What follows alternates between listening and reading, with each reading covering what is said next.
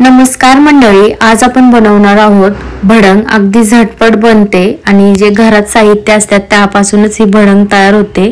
चवीला खूप छान लागते आणि जर तुम्ही चॅनलवर नवीन असाल तर चॅनलला सबस्क्राइब करायला विसरू नका। आता भडंग बनवण्यासाठी मुरमुरे लागतात आपल्याला।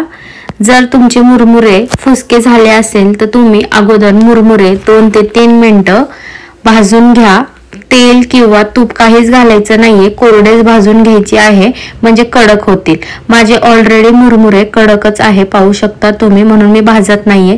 जर फुसके झाले असतील तर तुम्ही भाजून घेऊ शकता। आता खलबत्त्यामध्ये लसूण पाकळ्या टेचून घ्यायचे आहे। लसूणचे साल काढलेले नाहीये, साला सोबत आहे, फक्त टेचून घ्यायचं आहे। जास्ती पेस्ट तयार करायची नाहीये। अशा प्रकारे पाहू शकता तुम्ही।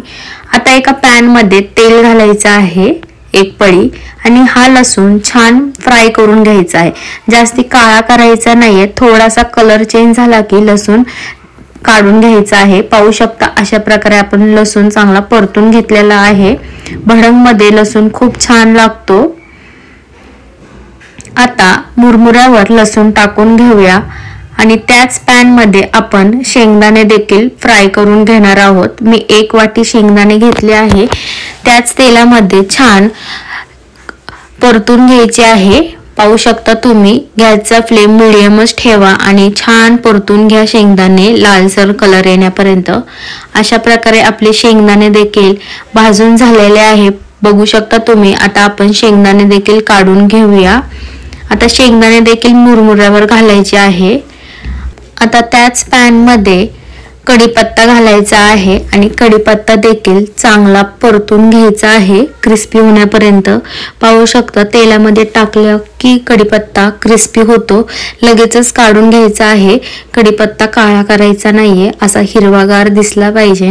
ते देखील मुरमुऱ्यावर टाकून घ्यायचं आहे। आता त्याच तेलामध्ये मोहरी, जिरं, हळद, लाल तिखट आणि घरगुती मसाला आहे तो घातला आहे, परतून घ्यायचा आहे। मसाले घालताना गॅसचा फ्लेम ऑफ करायचा आहे, कारण की आपलं तेल छानपैकी गरम झालेलं आहे। अशा प्रकारे मसाला आपला तयार झालेला आहे भडंगसाठी। आता हा मसाला देखील मुरमुऱ्यावर टाकायचा आहे आणि छानपैकी मिक्स करून घ्यायचा आहे। मसाला व शेंगदाणे, लसूण, कढीपत्ता सगळं मिक्स झालं पाहिजे आणि मुरमुऱ्याला मसाला लागला पाहिजे। पाहू शकता कलर चेंज होणे, जोपर्यंत कलर चेंज होत नाही तोपर्यंत छान मिक्स करत राहायचं आहे।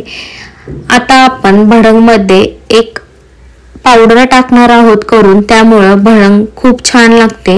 आता मिक्सरच्या भांड्यामध्ये साखर घालायची आहे, फुटाण्याची डाळ घालायची आहे आणि चवीनुसार मीठ घालायचं आहे। एक पावडर तयार करायची आहे बारीक। ही पावडर तुम्ही ह्या मुरमुऱ्यावर घालायची आहे, यामुळे भडंगची टेस्ट खूप छान लागते। नक्की ट्राय करा ही पावडर घालून भडंग। अशा प्रकारे आपली भडंग तयार होते, एकदम तिखट, चटपटीत आणि गोड आंबट अशी।